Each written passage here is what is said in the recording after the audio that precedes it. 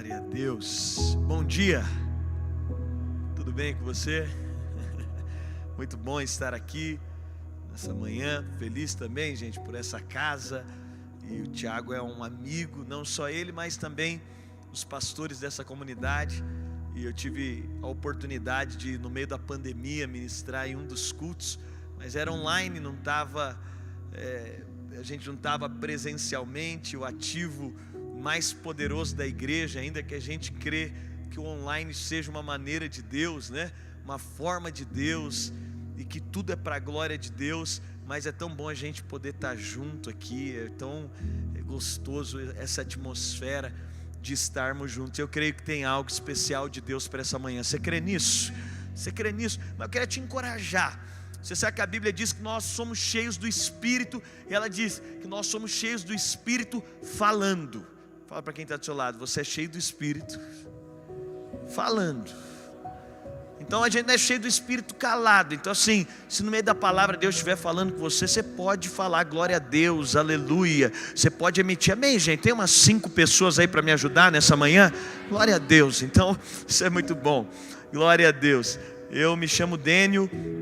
Eu pastoreio uma família de igrejas que se chama Dínamos, e a gente está em São Paulo, tem alguns campos em São Paulo, a gente está fora também, Goiânia, Rio de Janeiro, a gente também tem campos fora do Brasil, no Japão, em outros lugares, e estou muito feliz de estar aqui e muito alegre, porque eu me sinto parte, família como vocês, eu aprendo demais com a casa de vocês, eu aprendo demais com essa igreja. Então vira e mexe, eu estou ali, né, com o Tiago, com o Sugihara, recebendo algo, sendo alimentado. É uma amizade tão transformadora. Eu acredito muito nisso. Eu acredito que essa é uma geração onde Deus está nos ensinando o poder de ser corpo, o poder de estarmos conectados, o poder. E quando você vê uma igreja sadia, toda igreja sadia é uma igreja aberta para relacionamento com outras igrejas. Então ela não nos fecha, ela não nos torna excluídos. Todo lugar que diz que aqui nós somos melhores que os outros, que nós descobrimos o mover de Deus e ninguém mais tem, isso não é característica de fato de algo que Deus está fazendo.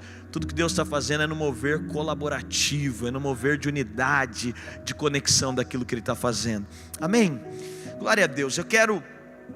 Eu sei que vocês oraram e, né, tivemos esse tempo, mas eu quero orar com você, e eu quero pedir ao Espírito Santo que possa nos iluminar nessa manhã, que possa transformar o nosso entendimento, que possa nos dar uma nova perspectiva e uma clareza mais profunda sobre todas as coisas. Mas antes disso, abra sua Bíblia em João, no Evangelho de João, no capítulo 3, no Evangelho de João, capítulo 3, eu quero compartilhar com você sobre um lugar de descanso. Eu quero falar com você sobre um lugar de descanso. Eu sei que nós estamos numa série falando sobre emoções. A gente também está prestes a entrar numa conferência onde o tema, né, vamos falar sobre cruz, sobre esse ambiente. Eu quero falar para você sobre um lugar de descanso. E qual é o lugar de descanso do Evangelho? Qual que é o lugar que nós estamos descansados? Eu sei que muito foi falado em algum momento que a cruz é um lugar tenebroso, que a cruz, não, mas quando nós olhamos a cruz no seu sentido mais profundo, a cruz é o lugar de cumprimento de propósito, a cruz é um lugar de descanso, a cruz é o lugar onde a vontade de Deus, que é boa, perfeita e agradável, está se cumprindo na vida do Filho. E às vezes leva um tempo para a gente poder perceber, entender, compreender, porque nós estamos num processo. Quando João Batista viu Jesus, o que ele disse sobre Jesus? Eu não sei se você se lembra, mas ele diz: eis aí o Cordeiro de Deus que tira o pecado do mundo. Você sabe, todo cristão, todas as vezes que falamos, e a Bíblia vai usar, o salmista vai usar muito a reflexão de que nós somos ovelhas. Eu não sei se você sabe, o cordeiro e a ovelha são o mesmo animal, em processo de maturidade diferente. A ovelha e o cordeiro são o mesmo animal. Um está pronto para morrer, o outro ainda não. O cordeiro é a ovelha que amadureceu e está preparada para a morte. Por isso, quando João viu Jesus, diz: eis aí o Cordeiro de Deus. Por quê? Porque ele está preparado para entregar a própria vida. E o chamado do Evangelho é um caminho de maturidade, ao ponto que a ovelha se transformou em cordeiro. E qual que é o sinal que a ovelha virou cordeiro? É quando você pode entregar a sua vida voluntariamente. É uma entrega voluntária. E quando nós falamos sobre cruz, eu sei que para alguns de nós, quando nós falamos sobre entrega, fica parecendo que é um lugar ruim. Quantos testemunhos eu já ouvi, gente, traumáticos, de alguém dizendo... Eu lembro uma vez que eu fui fazer um aconselhamento e o camarada chorava no banco de trás do meu carro. Estava eu e minha esposa. E ele disse assim: pastor, eu gosto de determinada fisionomia. Ele estava falando sobre casamento, ele ainda era solteiro. E ele falou: eu gosto de determinada fisionomia de mulher. Ele falou as características que mais chamavam atenção dentro da visão dele. Ele falou: mas aí o irmão foi orar comigo. O irmão disse: Deus vai dar tudo ao contrário para você. Porque o irmão diz: Deus é assim, quando você quer ir para um lugar, Ele te manda para outro. Deus é assim, quando você gosta de uma coisa, Ele te dá tudo, menos o que você gosta. E aí assim, você olha assim, eu lembro uma vez, eu fui com minha mãe, eu estava até dizendo pro pessoal, minha mãe, gente, minha mãe é aquela irmã do coque, que quando ela chega no lugar, o pessoal começa, você sabe, quem fez alguma coisa errada, o irmão assim que todo mundo fica meio... E aí eu lembro que minha mãe tinha umas amigas, aquelas amigas assim do círculo de oração, irmão. E aí eu lembro que uma vez eu fui fazer uma visita com a minha mãe, e eu cresci no contexto da igreja. E aí minha mãe disse para aquela irmã: como é que está a vida? Ela falou: tá boa. E minha mãe falou: e seus filhos? Ela falou: graças a Deus estão presos. Eu olhei. Ela falou aí, ela olhou para mim, eu era ainda um adolescente. Ela falou: filho, porque servir a Deus tem um preço, e meus filhos estão presos. Eu fiquei pensando: que Deus é esse, gente? Que tem que prender os filhos da irmã para ela poder servir a Deus? Que coisa esquisita. Porque em algum lugar nos falaram sobre uma vontade de Deus, mas Paulo vai falar aos Romanos, no capítulo 12, no verso 2, ele diz: e não vos conformeis com esse século, mas transformai-vos pela renovação da vossa mente, para que experimenteis qual seja a boa, agradável e perfeita, o que? Vontade de Deus. Se a Bíblia está dizendo que a vontade de Deus é boa, agradável e perfeita, por que por algum instante a gente acha que ela é ruim? Porque é uma vontade de Deus. E o Getsemane é a expressão da vontade de Deus para Jesus. Não foi projeto de Jesus vir ao mundo. Não foi Jesus que projetou vir, e eu provo para você. Porque no Getsemane, a oração de Jesus, enquanto homem, num lugar de angústia, ele diz: Pai, se possível for, afasta de mim esse cálice, todavia faça a tua vontade. O que ele está dizendo? Olha, a vontade é tua, Pai, e eu estou submetido. Enquanto que humanamente há um alinhamento de Jesus com a vontade de Deus para entender. É a cruz que é o ápice da vida cristã, porque se não tiver a cruz, não tem glória. É a cruz que fala sobre o lugar de redenção.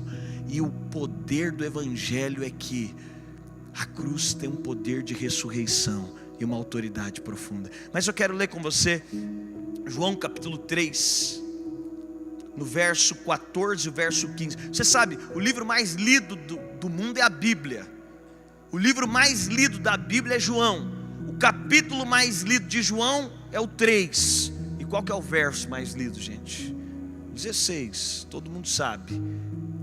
Mas você leu o verso 16, você decorou o verso 16, mas você nunca meditou no contexto do verso 16. O que está sendo dito no verso 16? E olha o que está antes do verso 16, melhor dizendo, no verso anterior, o que João está nos trazendo. Eu quero ler com você João capítulo 3, no verso 14 e 15. Olha o que ele diz: e do modo porque Moisés levantou a serpente no deserto, assim importa que o Filho do Homem seja levantado, para que todo aquele que nele crê tenha vida eterna. Aí ele entra no verso 16 dizendo: porque Deus amou o mundo de tal maneira que deu seu Filho unigênito, para que todo aquele que nele crê não pereça, mas tenha a vida eterna. Diga aleluia. Se você pode, feche seus olhos, coloque a mão no seu coração. Vamos orar por um instante. Nós estamos diante da bendita, poderosa, nós estamos diante da sublime palavra de Deus. Pai, nós cremos que a tua palavra é viva. Ela é viva porque o teu Espírito está aqui.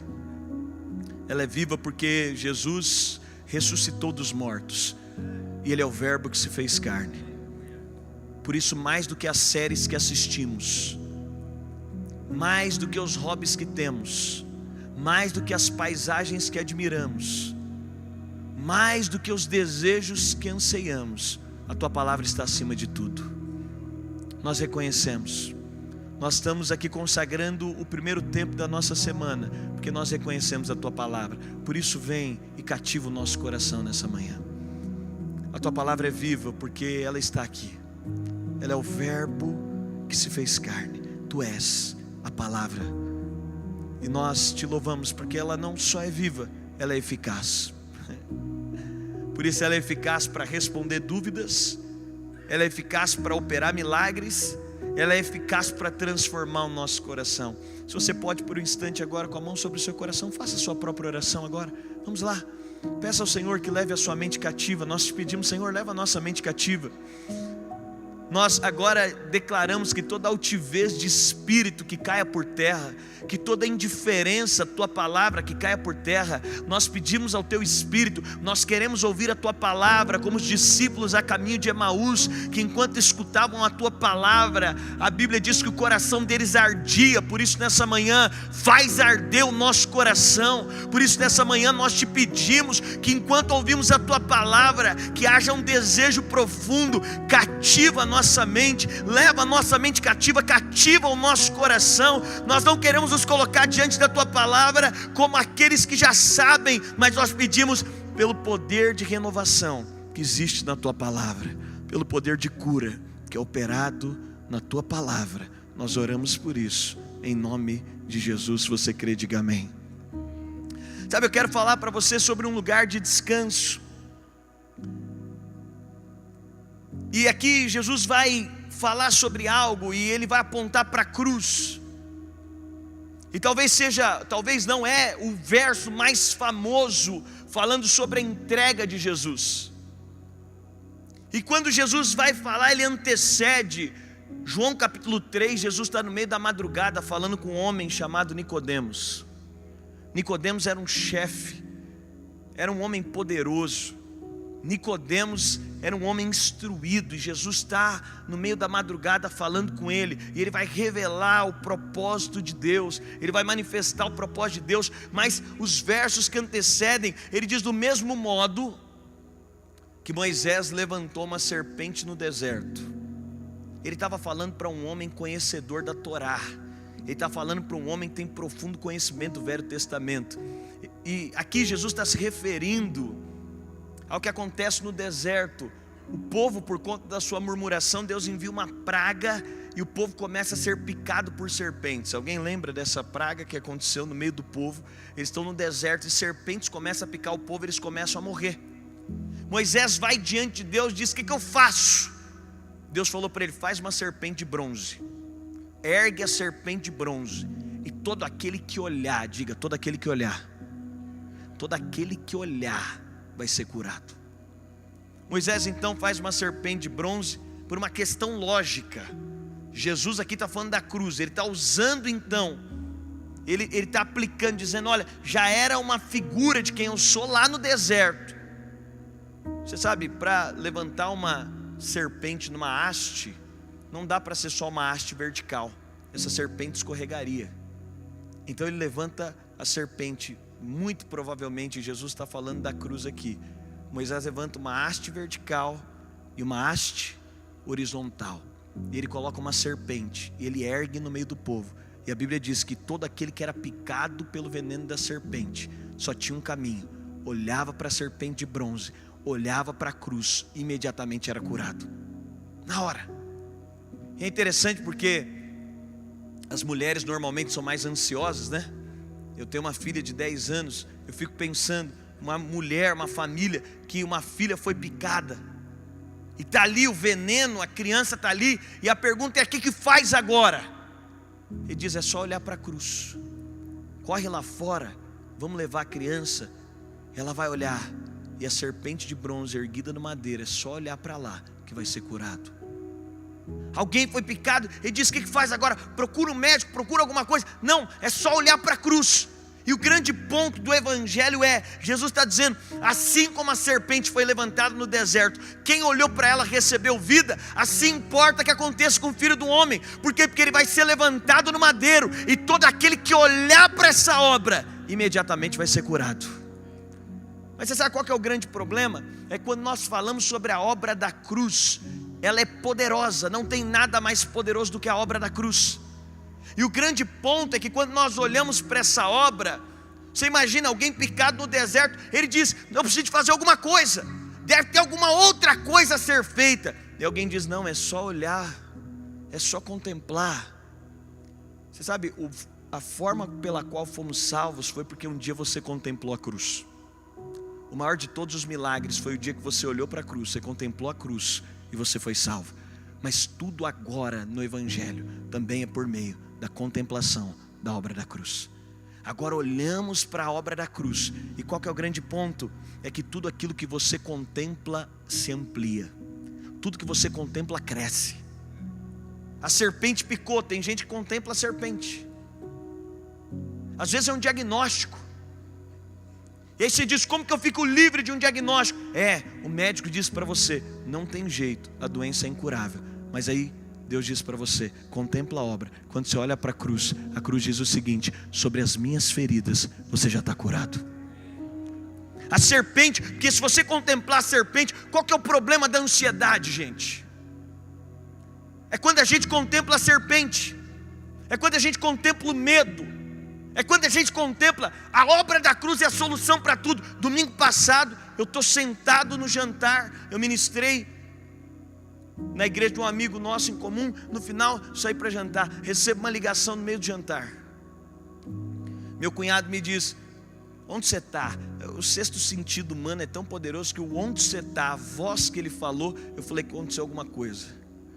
Ele me perguntou onde você está, só que ele estava com a minha filha de 10 anos, eu tinha saído e deixado minha filha lá. Na hora eu fiquei pálido, minha esposa já pegou no meu braço e falou, o que aconteceu? Eu falei para ele, por quê? Aconteceu alguma coisa com a minha filha? Ele falou, não, onde você está? Está tudo bem com ela? Eu falei, eu estou jantando. Ele falou, está pegando fogo no seu condomínio, eu acho que é o seu apartamento que está pegando fogo. E ele me mandou uma foto, eu virei para minha esposa e falei, será que a gente deixou o gás ligado? Será que a gente fez alguma coisa? E aqueles minutos mortais, eu tenho alguns vizinhos que são irmãos da igreja, daqui a pouco, um minuto depois, um vizinho me liga e falou, não é no seu apartamento, pegou fogo no mercadinho que tem embaixo, e essas chamas estão subindo. E aí ele começou a me mandar foto, e aí eu me despedi ali na mesa, peguei meu carro, e eu falei para minha esposa, agora a gente vai ter uma oportunidade, o que a gente vai contemplar? A gente vai até em casa, são 50 minutos, a gente vai contemplar a tragédia, ou a gente vai contemplar a cruz? Porque quando você contempla a tragédia, aquilo se alimenta dentro de você, tudo que você alimenta cresce. Aí você começa a pensar, queimou tudo, destruiu tudo da minha casa, como é que eu vou fazer? A gente tem um petzinho, uma calopsita lá dentro, matou a calopsita, e você começa a pensar, e esse não é o caminho para nada. O caminho é contemplar a obra da cruz. Falei, vamos contemplar, o que a obra da cruz diz?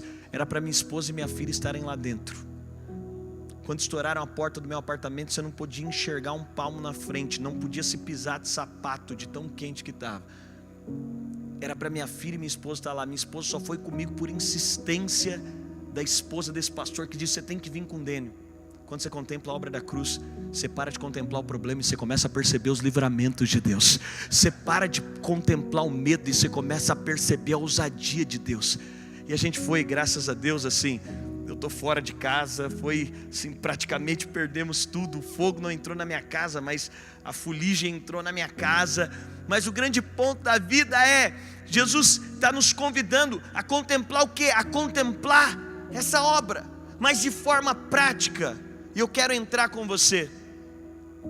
Paulo, tendo entendido o poder da cruz para isso, para a transformação das suas emoções, ele é chamado a viver em um lugar de contentamento constante. Porque quando eu contemplo a cruz constantemente, a verdade do Evangelho não é o que você faz para Deus, é o que Deus fez por você. A verdade do Evangelho não é o que eu posso fazer, é o que Deus fez. Então quando eu contemplo isso, automaticamente o que isso produz? Vida dentro de mim. Esses dias Deus me perguntou, Dênio, você é feliz? E você sabe, a gente gosta de basear a felicidade por aquilo que você tem. Se eu perguntar para você, você é feliz? Você vai fazer uma análise da sua vida rápida. E é normalmente assim que a gente gosta de basear a felicidade. E Deus diz: Dênio, você não é feliz por aquilo que você tem, você é feliz por quem você tem. Não é por aquilo que está na sua mão.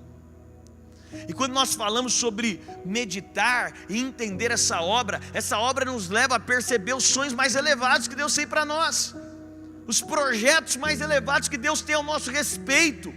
Ninguém daria o seu filho se não tivesse projetos mais elevados. E ele diz: eu sei os sonhos que eu tenho a vosso respeito, eu sei os planos que eu tenho a vosso respeito. E se isso não te empolga, nenhuma outra coisa te empolgaria.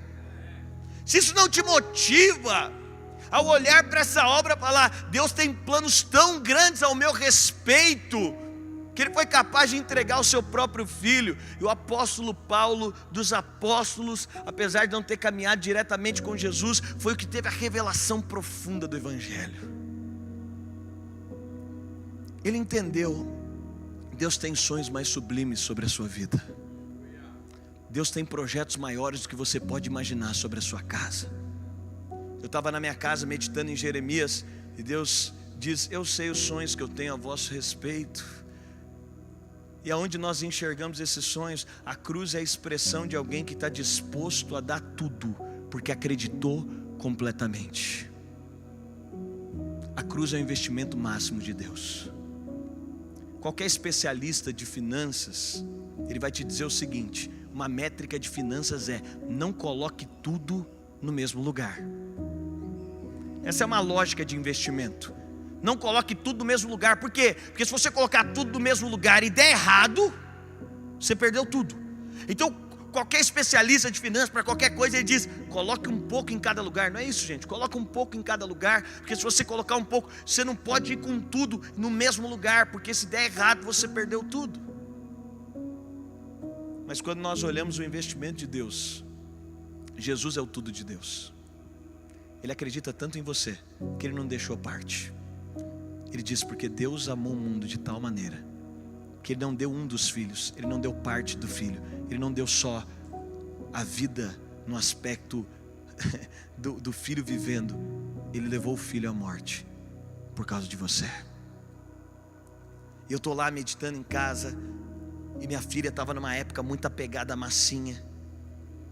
E se você tem sobrinhos, netos, não dê massinha para eles. Porque massinha, quando está mole, gruda em tudo. Quando está dura, craquela e sai espalhando em tudo. E estava numa época que ela estava fissurada por massinha, todo mundo dando massinha para ela, e aquela coisa. E aí Deus me falou: vai lá no quarto da sua filha. Ela estava brincando de massinha, estava eu e ela em casa, estava fazendo devocional na sala. Vai lá no quarto da sua filha e pergunta para ela qual que é o maior sonho dela. Não fazia muito sentido para mim, mas fui lá no quarto. Falei: filha, diz para o papai, qual que é o seu maior sonho? Ela falou: pai, meu maior sonho é ter uma caixa de massinha. Eu falei: legal.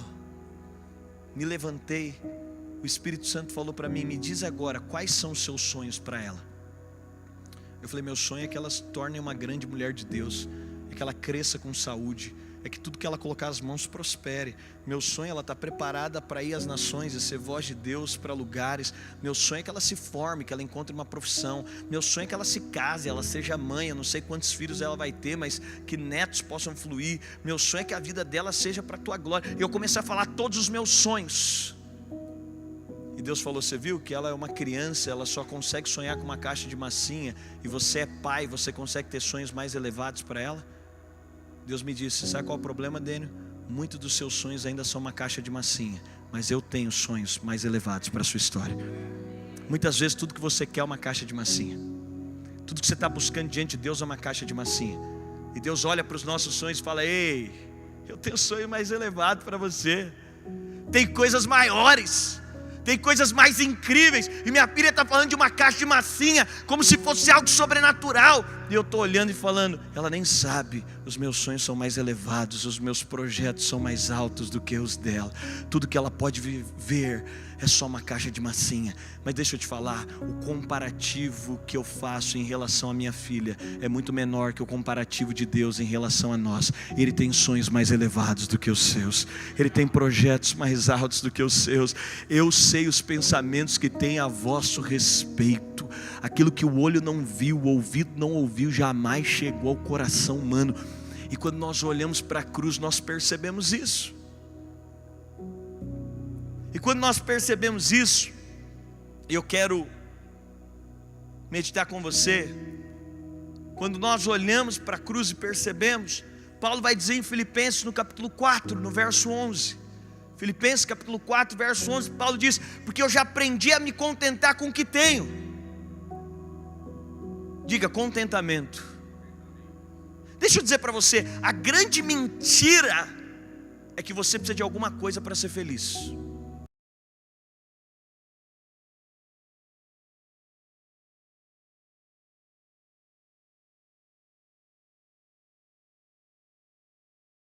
Porque quem tem Cristo tem todas as coisas. A gente deveria nos arrepender de tudo aquilo que você acha que se tivesse seria feliz, porque você tem Cristo, você tem tudo. Contentamento é o entendimento que se Cristo está em mim, é o suficiente. Se Cristo está em mim, e Paulo está dizendo, eu aprendi a me contentar com o que tenho. Ele diz, eu sei estar abatido, sei ter em abundância, em toda maneira, em todas as coisas sou instruído, tanto a ter fartura, como a ter fome, tanto a ter abundância, como a padecer necessidade. Eu posso todas as coisas, Cristo me fortalece. Você sabe o que Paulo está dizendo é, perceber e contemplar essa obra, vai me levar para um lugar, e contentamento não é fruto de milagre, é fruto de aprendizado.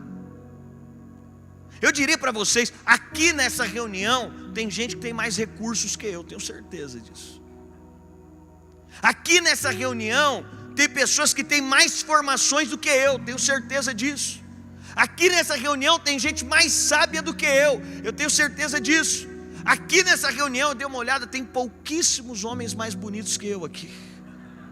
Eu não sei porque é risada. Mas aqui nessa reunião, não tem ninguém mais feliz que eu.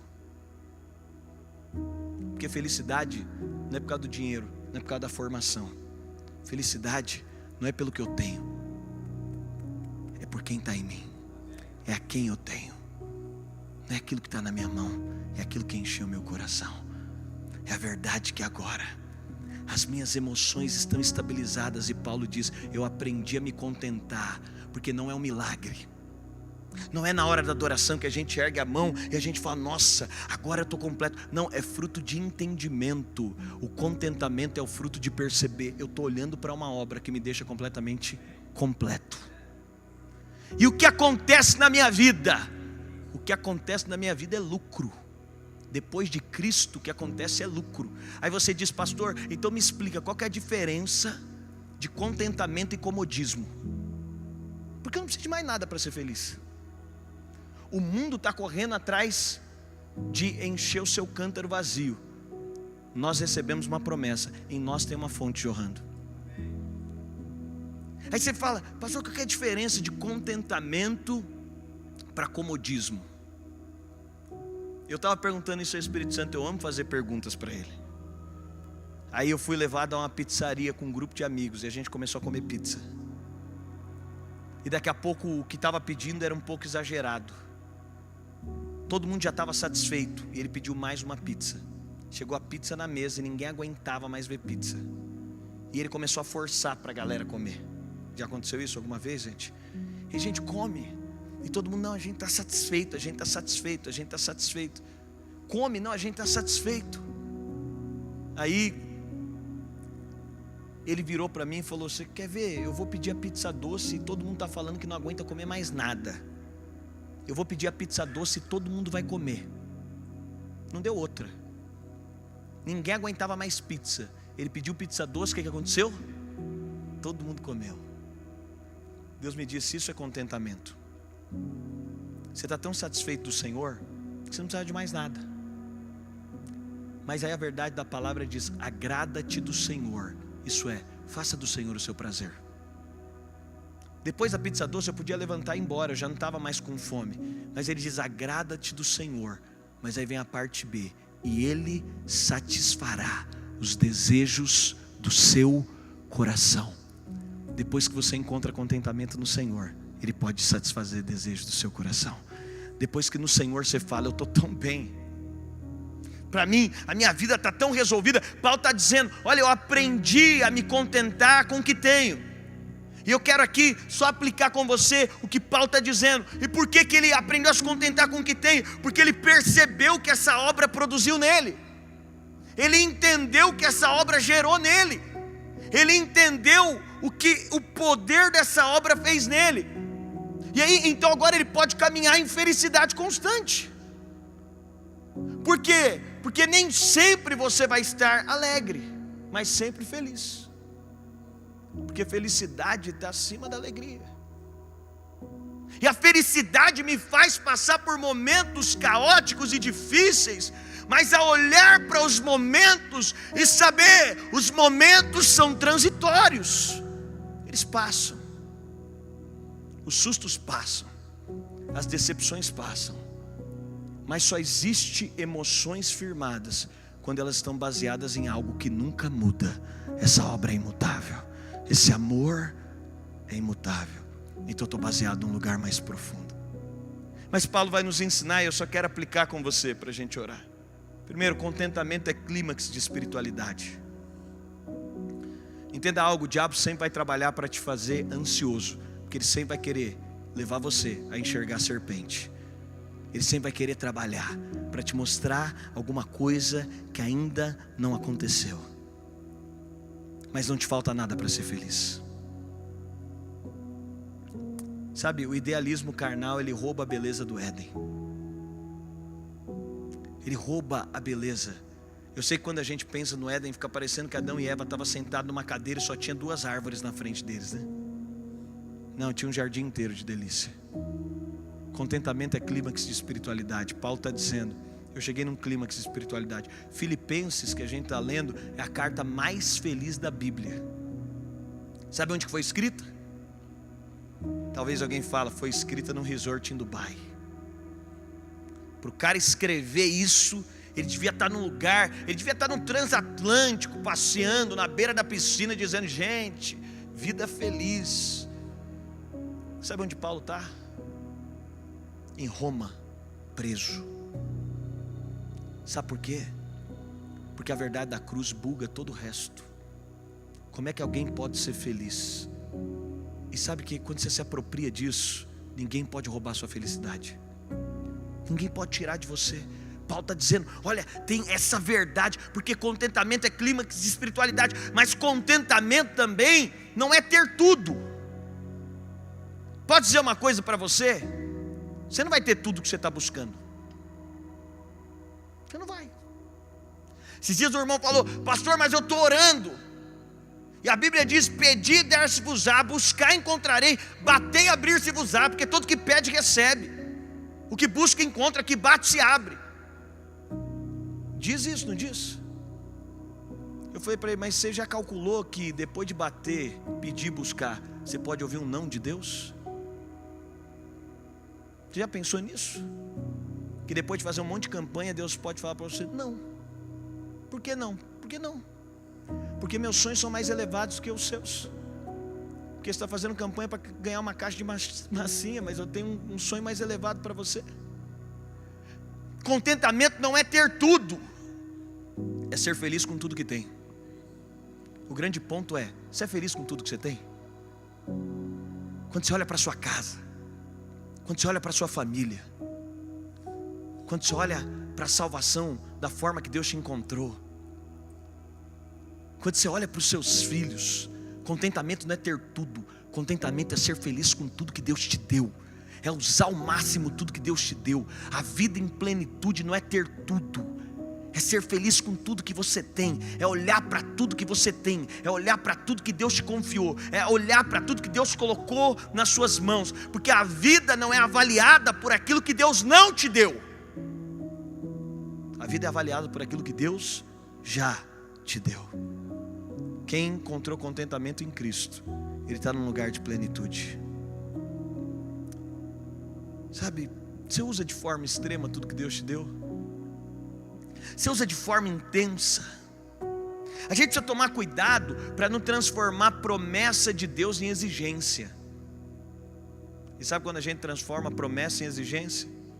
É quando a nossa relação com Deus agora é só baseada não na satisfação do que temos, mas na cobrança daquilo que desejamos. A vida cristã é baseada na satisfação daquilo que temos. E porque estamos satisfeitos com aquilo que Deus nos deu, há um poder de multiplicação que acontece. É nesse lugar de contentamento, é nesse lugar de alegria de quem percebeu aquilo que recebeu. Mas em outro aspecto, contentamento vai gerar gratidão. Olha o que Tiago 4,6 diz: antes ele dá maior graça, pelo que diz, Deus resiste aos soberbos, mas dá graça aos humildes. Você sabe o que é soberba? É quando todas as vezes nós olhamos o que Deus está fazendo e a gente acha que está abaixo daquilo que Ele deveria fazer. Soberba é quando eu olho e falo: Deus, você me deu essa caixa, eu acho que você não sabe com quem você está lidando. Essa caixa é tão ruim. O Senhor me deu essa casa, eu acho que o Senhor não sabe com quem você está lidando. A ausência de gratidão revela um coração soberbo. Eu brinco, completei 12 anos de casado. Mulheres vão ficando mais velhas, vão ficando mais caras. Eu levava minha esposa em restaurantes há 10 anos atrás, que hoje chega na porta e ela diz: você sabe com quem você está saindo? Você tem certeza? Então eu já desisti de escolher, ela que escolhe. Eu brinquei com ela outro dia, eu falei: Deus abate o soberbo, da próxima vez nós vamos voltar para casa e não vamos jantar. Mas muitos de nós se portam assim diante de Deus. Tudo que você vive é fruto de graça. A família que você tem, você não merecia ter. Os recursos que você tem, você não merecia. Se você fizer uma análise básica, você não merecia. Ser salvo, ter o filho entregue por você, você não merecia. Mas soberba é quando você olha para o que Deus te deu, com um olhar altivo, dizendo para Deus: ah, Deus, isso aqui que você fez. Mas o caminho do humilde diz que ele dá maior graça ao humilde. Sabe quem é humilde? Já pegou gente humilde? Eu não estou falando só humilde, né? Porque às vezes a gente acha que humildade é pobreza. Não, eu estou dizendo de humildade de coração. Você leva alguém humilde para sair, como é que ele se porta? Você coloca alguém humilde na sua vida, porque ele está dizendo, ele dá maior graça ao humilde, porque aquele que é humilde está olhando o que Deus está fazendo o tempo inteiro e está dizendo: eu não mereço tamanha graça, eu não mereço tamanho favor. E sabe que isso acontece? Isso alimenta a nossa alma. Eu digo para minha alma: olha o quanto Deus te ama, Daniel. Olha as pessoas que Ele colocou na sua história. Olha o quanto Deus te ama. Olha o que Ele está fazendo na sua vida. Olha o quanto Deus te ama. Num domingo pela manhã, você tem amigos tão incríveis. Você pode estar aqui. Isso aqui é sinal do amor de Deus para mim. Olha o quanto Deus te ama. E aí a Bíblia diz que quando você é humilde, Ele dá maior graça àquele que é humilde. Aquele que está olhando ao redor e está dizendo: uau, eu não sei quanto a vida dos outros, mas eu sei que eu não merecia isso. E Deus é tão bom para comigo. Mas contentamento, por fim, que nasce desse lugar, dessa conexão à fonte da felicidade. Contentamento vai transformar atmosferas. Atmosferas são mudadas. Tem uma história que diz que um homem, todos os dias ele chegava na sua cozinha, e ele olhava pela janela da cozinha, e ele via sua vizinha estendendo roupa. E aquilo incomodava ele, porque ele dizia: a vizinha estende roupa suja. E ele chamou a esposa e falou: não é possível, essa mulher estende roupa suja. Amigos foram na casa dele e diziam: não é possível, minha vizinha estende roupa suja. E ele ficava indignado com isso. E aquela indignação dele toda vez toda manhã ele vai para a cozinha e vê a vizinha estendendo roupa suja. Até que um determinado dia ele resolve fazer uma limpeza na casa junto com a esposa dele. E ele descobriu que o lado de fora da janela estava sujo. Não era a vizinha que estendia roupa suja, era a janela dele que estava suja. Você sabe qual que é o ponto? É que atmosferas são transformadas quando as nossas emoções estão restauradas. Tem uma janela na sua alma. Você está vendo o mundo sob a perspectiva da janela da sua alma. Quando a janela da alma está suja, a gente está olhando e vê tudo sujo. Quando a janela da alma está suja, a nossa perspectiva sobre todas as coisas é uma perspectiva afetada. Mas quando Deus vem e nos limpa, agora as atmosferas são mudadas. A gente consegue enxergar bondade nas pessoas. Você sabe, eu tenho uma oração lá na igreja, Tiago, e aqui eu concluo. Eu oro de que a sua vida dê tão certo, tão certo, que quem está com vida boa não está incomodando os outros. É ou não é? Quem está resolvido, quem se sente amado, ele está tão resolvido que ele está olhando para os outros. Ele quer ser um canal de cura na vida dos outros. Ele quer ser um canal de restauração na vida dos outros. Ele está tão convicto de algo, as atmosferas são transformadas. E Deus é especialista em dar um novo significado para todas as coisas. Você sabe, eu quero profetizar sobre você nessa manhã, que ao perceber o poder dessa obra, você se torna a pessoa mais feliz que existe. Um dia um amigo me disse: Dênio, eu quero fazer uma oração por você. Eu disse: qual? Ele disse: a oração que eu quero fazer é que se Deus te encontrasse hoje e te perguntasse: amanhã você quer acordar sendo quem? Se você puder acordar sendo qualquer pessoa. Se Deus te perguntasse: olha, amanhã eu vou fazer você acordar, você pode ser qualquer pessoa que você quiser. Ele disse: a minha oração é que você dissesse: Deus, amanhã eu quero acordar sendo eu, tendo a vida que eu tenho, sendo exatamente quem eu sou, porque o Senhor não errou na minha história, o Senhor não falhou na minha história, o Senhor nunca falhou em toda a história, o Senhor nunca errou em toda a história. Amanhã, Deus, eu não queria ser um blogueiro interessante que eu vi, eu não queria ser meu chefe, eu não queria ser alguém que é muito rico, eu não queria ser alguém que é famoso, eu queria ser eu, porque o Senhor me deu uma história, e eu amo a história que o Senhor me deu.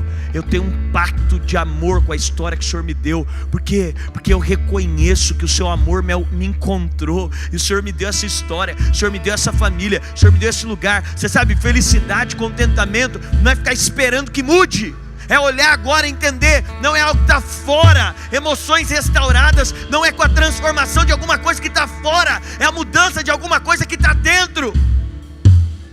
E qual oração que nós precisamos fazer? Deus, me mostra como o Senhor me vê.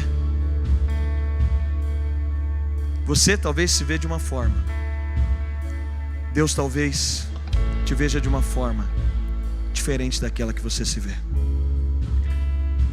Talvez você se enxerga de uma maneira, e vira e mexe eu paro na frente do meu espelho.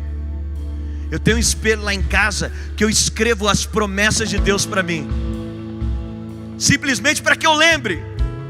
E às vezes eu não acordo tão motivado, e a primeira coisa, quando eu abro os olhos, eu lembro dessa obra. E eu digo: no mundo tem gente que faz tanta coisa melhor que eu, mas ninguém é mais amado do que eu. E aí eu deixo só esse amor se renovar. Eu me coloco na frente do meu espelho, eu falo: Deus, hoje eu preciso. Me lembra quem o Senhor diz que eu sou. Me fala pelos teus olhos, porque eu estou debaixo de uma perspectiva, mas me diz quem eu sou. Eu preciso que o Senhor me lembra quem eu sou, me lembra o que o Senhor diz sobre mim, me lembra quais são as tuas palavras sobre mim. E aí Ele começa me mostrando a entrega do Filho. Você sabe, quando nós olhamos por essa perspectiva, e eu fecho aqui de verdade, porque pastor, para encerrar, ele tem que falar 3 vezes que vai encerrar.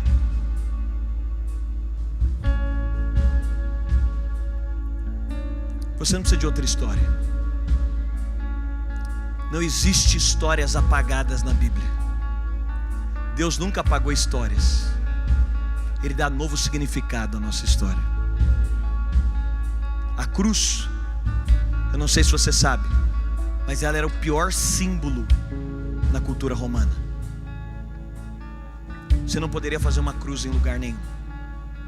Você não poderia fazer esse símbolo em lugar nenhum. Ele apontava para a maldição extrema. É o mesmo símbolo que hoje nós penduramos em todos os lugares. É o mesmo símbolo que hoje as pessoas tatuam. É o mesmo símbolo que as pessoas expõem em vários lugares. Sabe o que Jesus fez com a cruz? Ele deu um novo significado. E é o que Ele faz com a nossa história. Ele diz: se tem algo de maldição na sua história, se tem algo aparentemente maldito, eu posso transformar, eu posso mudar, eu posso fazer nova todas as coisas, eu posso dar um significado diferente a todas as coisas. Se a cruz era maldição, Jesus transformou a ideia da cruz. Por isso, Ele não apaga a sua história, Ele dá um novo significado para a sua história. As nossas emoções restauradas nos levam a crer que aquele que transformou a maior maldição em bênção, na nossa história não é diferente. Ele tem poder de transformar o cativeiro da nossa história em bênção.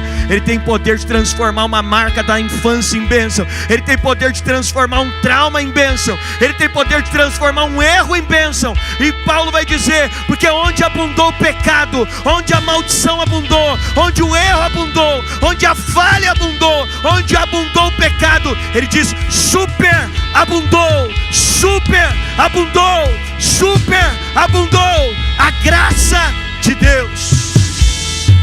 E é nesse lugar de descanso, é nesse lugar onde a nossa história encontra o seu propósito, é que nós encontramos contentamento, onde as nossas emoções estão restauradas. Eu quero terminar essa manhã orando por você. Você não precisa de mais nada. O que você tem é o suficiente. Querido, eu esqueci o nome dele. Elvio, eu senti muito forte. O salmista diz que ele circundá-lo-á com o seu amor. Eu vejo uma proteção de Deus sobre você, de amor. Mas isso toca também a sua casa. Eu vejo Deus cuidando da sua casa. Eu vejo como se fosse uma redoma de favor de Deus que está alcançando a sua casa.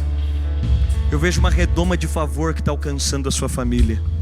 Eu sinto Deus dizendo a vocês: é um tempo de colher coisas que foram plantadas. Por isso eu sinto Deus dizendo a você: quem com lágrimas semeia, com júbilo ceifará. Eu sinto que há uma nova atmosfera sobre vocês. E nessa atmosfera tem um liberar de favor. Por isso eu sinto Deus dizendo a você: eu sou a sua provisão, nunca te faltará coisa alguma. Eu sinto o Senhor dizendo: não vai te faltar coisa alguma. Ele diz: eu construo ponte, eu abro caminhos, eu derrubo muralhas. Mas eu sinto Ele dizendo a você e a sua casa: não vai faltar coisa alguma, porque vocês estão circundados pelo meu favor, circundados pela minha graça, circundados. E eu vejo que no meio disso tem um liberar de favor, de provisão. É uma temporada de provisão. Eu sinto Deus dizendo a vocês: vocês não vão só comer o maná, que é o suficiente para o dia. Vocês não vão só comer o maná, que é o suficiente para a estação. Não, eu vejo uma temporada de estoque. Eu vejo uma temporada de provisão.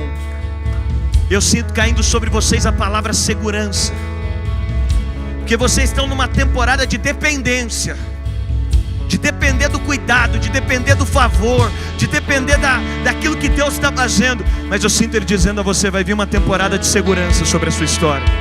Você vai poder estar tão seguro, você vai poder estar tão seguro, tão descansado. E eu quero profetizar que é uma temporada de voos altos.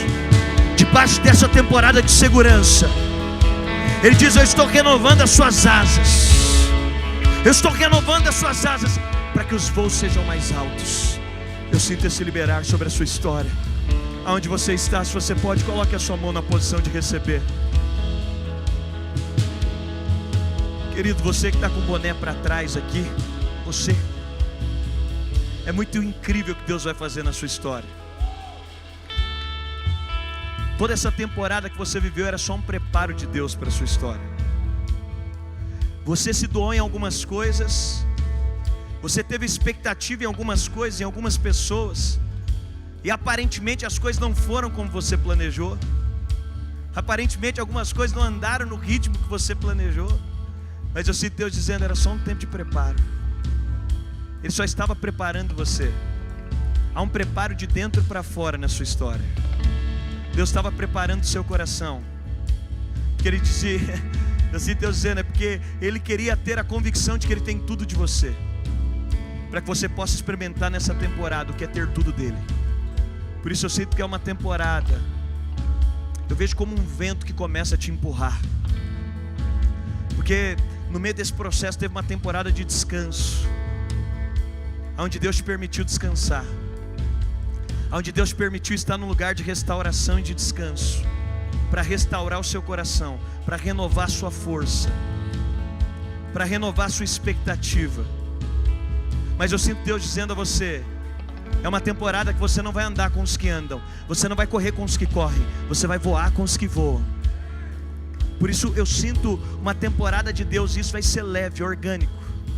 Que é isso que você tem dito, Deus, eu não quero fazer na sua frente, eu não quero me envolver naquilo que o Senhor não está envolvido.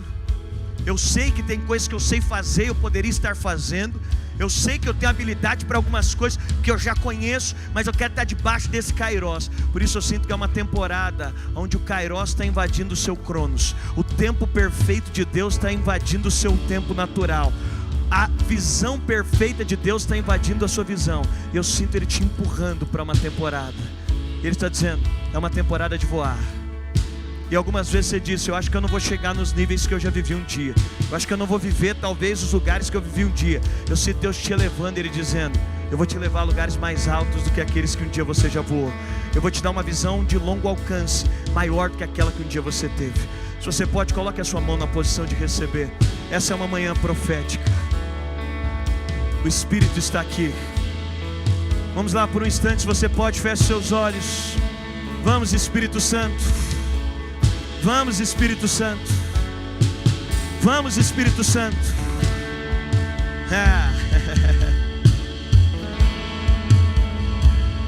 Vamos, Espírito. Será que você pode dar liberdade a Ele por um instante? Vamos, Espírito. Ei. Há pessoas aqui, eu sinto nessa manhã, que Ele vai começar a falar o que Ele vê em você. Ele vai começar a falar o que Ele vê em você. Tem algumas pessoas que têm vivido uma temporada que você tem caminhado pela forma na qual você se enxerga. Você tem caminhado, você tem vivido da forma na qual você se vê. Mas eu sinto Deus dizendo a você, eu te vejo de uma forma diferente da qual você se vê. Por isso, Pai, começa agora a trazer as suas impressões, a trazer a forma na qual o Senhor vê.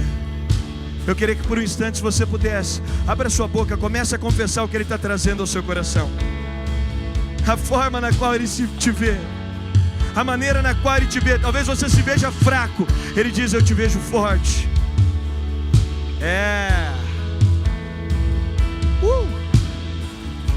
Obrigado pela forma na qual o Senhor nos vê. Eu quero declarar um óleo de alegria no lugar de tristeza. Essa obra nos assegura que aquele que nos deu Jesus, Ele nos firma num lugar, e nós descansamos nesse lugar. Por isso eu quero declarar descanso sobre corações. Descanso sobre corações. Querido, eu sinto que é um tempo de muita profundidade de Deus para a sua história. Eu vejo como se o Senhor te colocasse dentro de uma canoa e Ele começasse a te levar para alto mar, e Ele te levasse para um lugar de descanso. Mas eu vejo quando Ele te convida a mergulhar, Ele diz, tem mais riquezas no fundo do mar do que em cima dele. Por isso eu sinto Deus dizendo a você: tudo que eu fiz na sua história foi te preparando para fazer de você uma mulher profunda. Deus te fez alguém profunda. Por isso Ele te forjou em lugares de profundidade. Mas eu sinto uma temporada onde Deus está aguçando, provocando e te instigando aos seus dons. Por isso eu sinto Deus dizendo a você: libere. Não é temporada de reter nada. Por isso eu sinto que é uma temporada que você vai liberar. Você vai liberar, libera os dons. Eu sinto que Ele está te capacitando. Eu vejo novas ferramentas. Eu vejo Ele afiando a sua espada. Porque tem coisas que você já usou e hoje você não usa mais. Eu sinto Ele dizendo: eu estou afiando a sua espada. Ele está te devolvendo em algumas guerras. Porque Ele diz: a sua vida ministerial é uma vida de conquistas. Por isso Ele vai te levar para um lugar de conquistas novas. Por isso Ele está afiando a sua espada e te dando ferramentas novas para essa temporada. Erga suas mãos onde você está. Pai,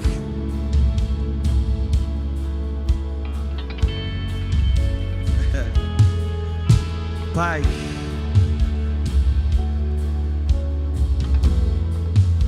tem algo que nós não recebemos em nenhum outro lugar. Nós olhamos para a Tua obra agora. Se você pode por um instante, só olhe para essa obra. Nós olhamos para a Tua cruz e ela nos chama a um lugar de estabilidade. Ela nos chama a um lugar de descanso. E nesse lugar nós queremos repousar.